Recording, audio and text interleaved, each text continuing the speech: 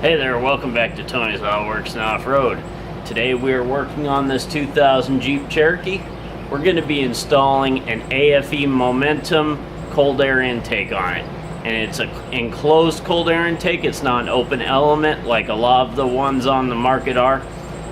This is going to be a little bit better for these 4.0s because the 4.0s do get warm. So if you're looking for a really good performance intake that's not gonna bring in a whole bunch of hot air from the engine bay, unless of course you have a modified hood or whatever you have. Either way, this is a great way to go if you want to get the most cold air you can without going to a full snorkel. This has the dry filter. You can get a dry filter, you can get an oiled filter. I got the dry one. So I got this sponsored by AutoAnything.com and car sponsors. So I'm going to show you the tools we're going to use to install this intake and the process you need to go to get this done. So let's go ahead and get started. First things first, you're going to want to remove your stock intake. You're going to see this hose right here. You have to remove this line and this line here. You have to remove your clamps from the tube piece and also from the throttle body, and then go ahead and do that, and then we'll go from there.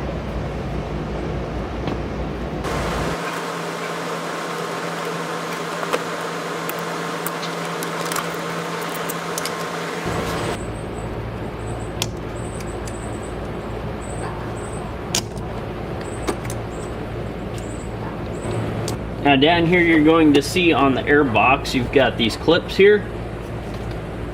You just want to push them off, and that will gain you access to your air filter box.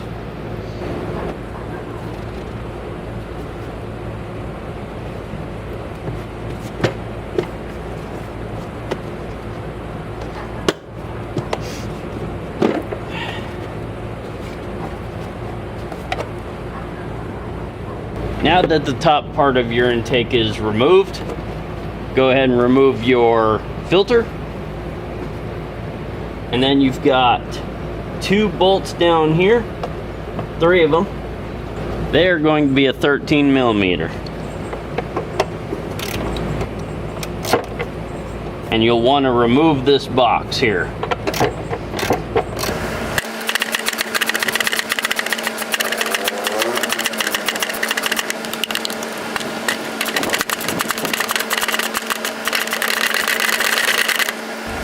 Alright, now that we got our stock intake removed from the Cherokee, we're going to go ahead and unbox what we got in the aFe box that we got in the mail. Packing.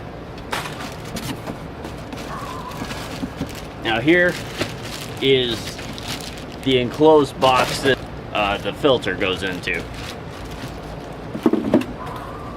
You're going to have a little 90-degree tube like this. Here's the filter.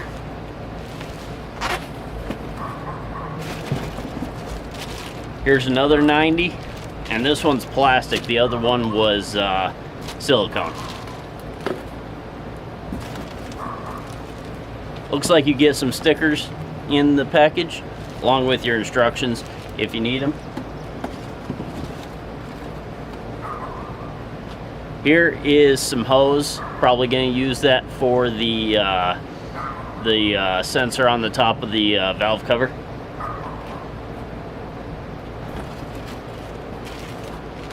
And new clamps, which is nice because no one likes those plastic ones. So let's go ahead and start installing that new intake. Wow, look at that. That's going to look really good in that engine bay. Can't wait. Now, when installing this intake, you can either start at the throttle body or you can start at the box. I highly recommend that you start at the box because you have to reach down in here to get to where the bolts go, and up here as well. And then you got to put the filter in, and then you can attach the other pieces that come off the throttle body. So we're going to go ahead and install this box completely and go from there.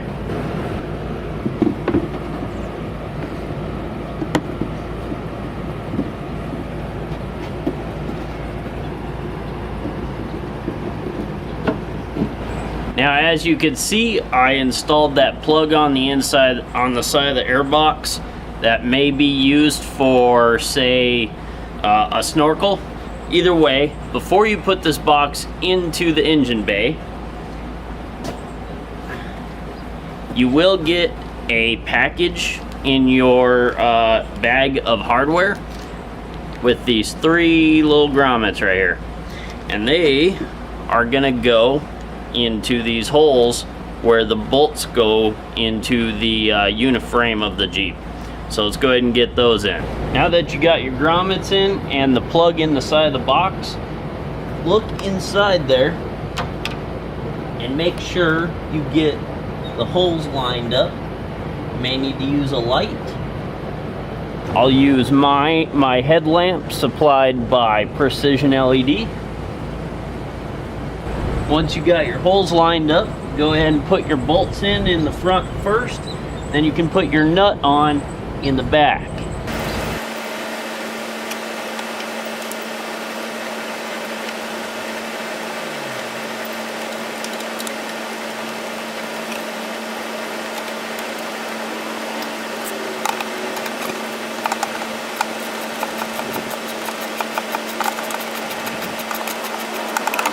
Now, once you get your box nice and secure into the engine bay,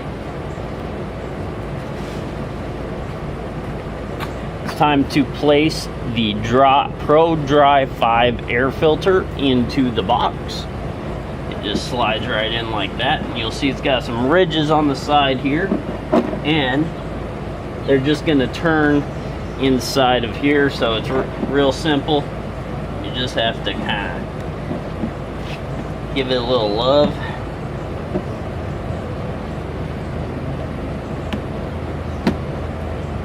And be sure that the filter is nice and secure inside the box. Doesn't look like it's going anywhere. Now, this is your clamp that's going to hold the main tube onto the filter. So here we have our silicone hose. This piece right here goes on top of the throttle body. This part will go on to the plastic 90, but make sure you can either put the bands on now or later. I'm going to go ahead and do it right now. And then slide the plastic piece inside the silicone hose.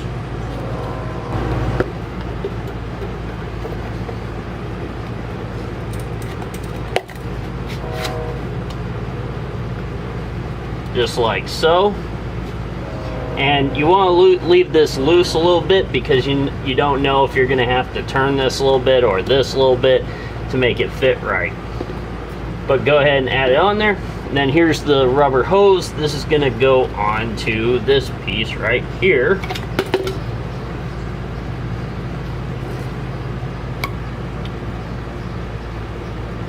That might be slightly difficult. Yeah, that's real tight.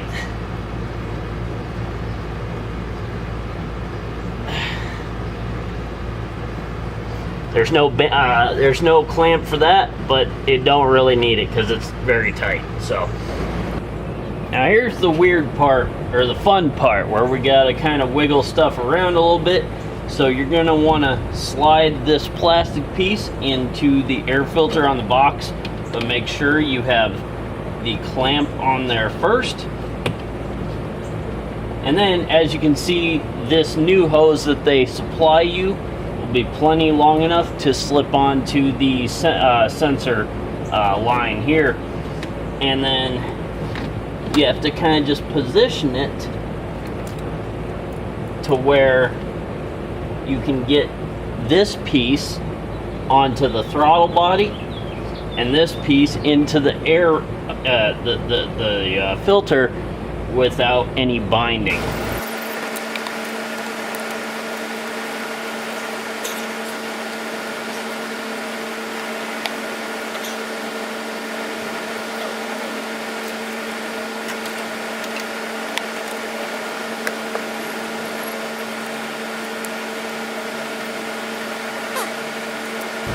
So as you can see, we got both sides in. We just need to tighten down the clamps.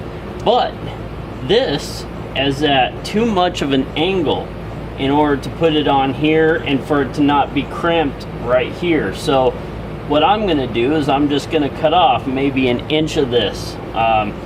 You don't want to do too much, just enough to where it won't be cut off like that, where it's restricting flow.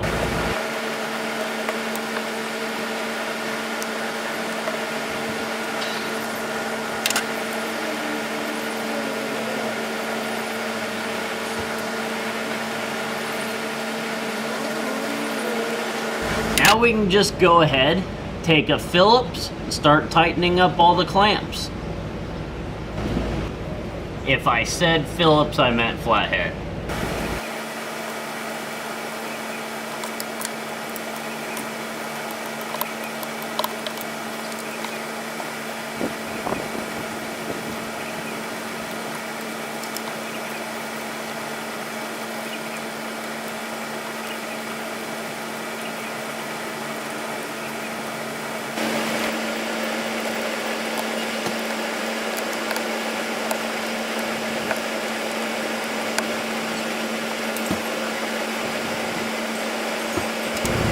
Alright, now that we got it installed, let's see how it sounds. Any different from stock?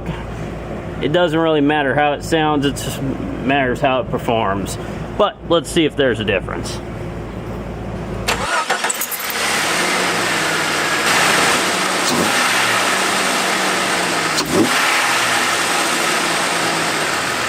Well, she's certainly gonna breathe a lot better now. So, as you can see, it's a pretty decently easy install. Takes about 30 minutes or so, depending on if you run into any issues, if you've got a stuck bolt or whatever. But I hope this helps someone else out, and thank you for watching, and have a nice day.